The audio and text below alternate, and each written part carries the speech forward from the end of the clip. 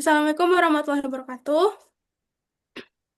Sebelumnya izin Waalaikumsalam. saya Fira Malasari dengan NIM F1G322030 dari kelompok 4 akan mempresentasikan PPT kami dengan judul Analisis Risiko Kesehatan Lingkungan dari Paparan Asap Rokok Pasif di Kawasan Publik di Pelataran Kawasan Tugu Keris, Kota Jambi. Next.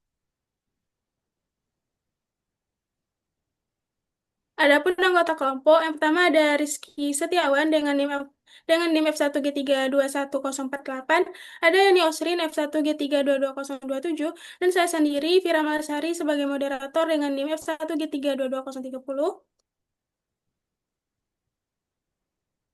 Latar belakang.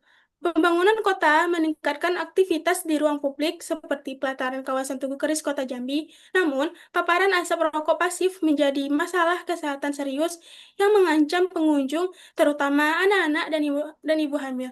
Nah, asap rokok ini sendiri mengandung zat berbahaya yang dapat menyebabkan gangguan pernapasan, penyakit jantung, dan kanker. Penelitian ini juga bertujuan untuk mengidentifikasi tingkat paparan dan risiko kesehatan, serta memberikan rekomendasi untuk menciptakan lingkungan yang sehat dan bebas asap rokok. Untuk materi selanjutnya akan disampaikan oleh Rizky Setiawan. Baik, terima kasih moderator. Materi selanjutnya yaitu tujuan dan metode. Tujuan penelitian yang pertama yaitu ada identifikasi bahaya kesehatan asap rokok di ruang publik. Yang kedua ada analisis jalur papanan dan kelompok rentan. Yang ketiga ada penerapan prinsip analisis resiko kesehatan lingkungan. Dan yang keempat, evaluasi efektivitas kebijakan pengendalian resiko. Metode pengumpulan data yang pertama ada observasi lapangan di trotoar Kota Baru pada 17 Mei 2025. Yang kedua, wawancara singkat dengan pengguna trotoar. Yang ketiga, studi kepustakaan terkait dampak dan pengendalian asap rokok pasif. Pembahasan.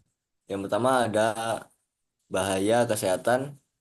Asap rokok mengandung zat berbahaya seperti nikotin, tar, dan karbon monoksida yang dapat menyebabkan gangguan pernapasan seperti kanker, penyakit jantung, dan kematian dini pada perokok pasif. Anak-anak dan ibu hamil sangat rentan terhadap dampak negatif paparan asap rokok. Jalur paparan yaitu pertama ada sumber rokok yang dibakar menghasilkan asap berbahaya, rokok aktif menghirup langsung, rokok pasif terpapar melalui lingkungan sekitar, dan dampak kesehatan akut dan kronis pada keduanya. Dapat dilihat pada gambar di samping.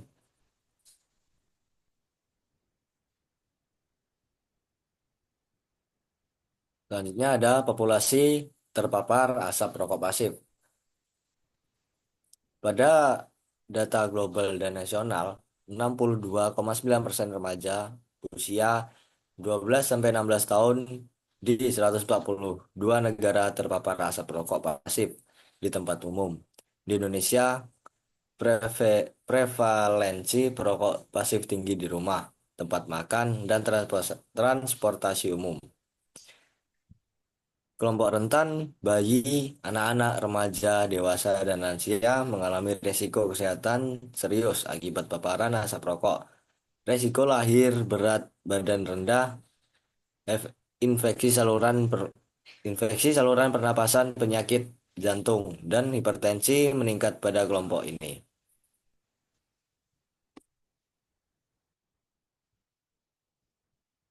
Baik, terima kasih kepada Bang Rizky. Untuk materi selanjutnya akan dilanjutkan oleh Yani Osrin. Kepada Yani, dipersilakan. Baiklah, materi selanjutnya yaitu evaluasi kebijakan dan pengendalian merokok di ruang publik. Kebijakan dan implementasinya ada tiga. Yang pertama yaitu Peraturan Kawasan Tanpa Rokok atau KTR sudah ada secara nasional dan daerah. Kemudian yang kedua, namun di trotoar Kota Baru tidak ditemukan rambu larangan atau zona merokok. Dan pengawasan dan penegakan hukumnya yang masih lemah. Kemudian untuk kepatuhan dan edukasi, minimnya penegakan hukum di lapangan, perlu peningkatan kesadaran masyarakat, kurangnya sosialisasi dan edukasi bahaya asap terhadap perokok pasif. Kemudian untuk rekomendasi pengendaliannya itu ada tiga. Yang pertama, penguatan kebijakan KTR, yaitu revisi dan sosialisasi Perda KTR, penegakan hukum, dan pembentukan tim pengawasan terpadu. Kemudian yang kedua yaitu penyediaan area merokok khusus, area terisolasi dan berventilasi baik untuk perokok agar tidak mengganggu non-perokok. Kemudian yang terakhir yaitu edukasi dan kampanye. Kampanye persuasif melalui media sosial, sekolah, dan komunitas untuk meningkatkan kesadaran.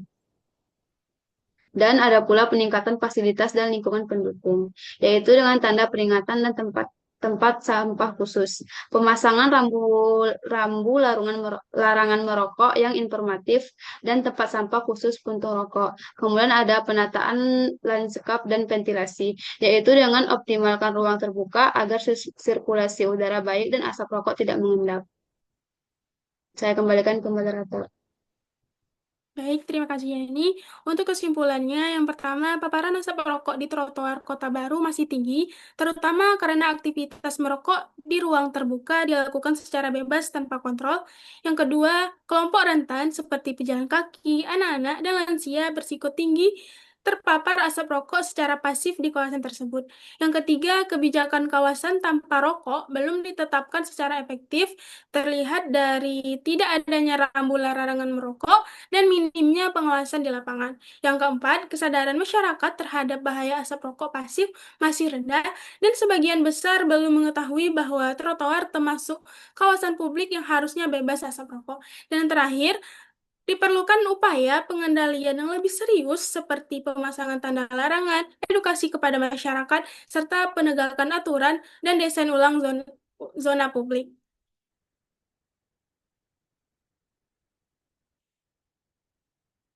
Baik, mungkin hanya itu. Jika terdapat kesalahan, kami dari kelompok 4 mohon maaf, dan kami tutup dengan wassalamualaikum warahmatullahi wabarakatuh.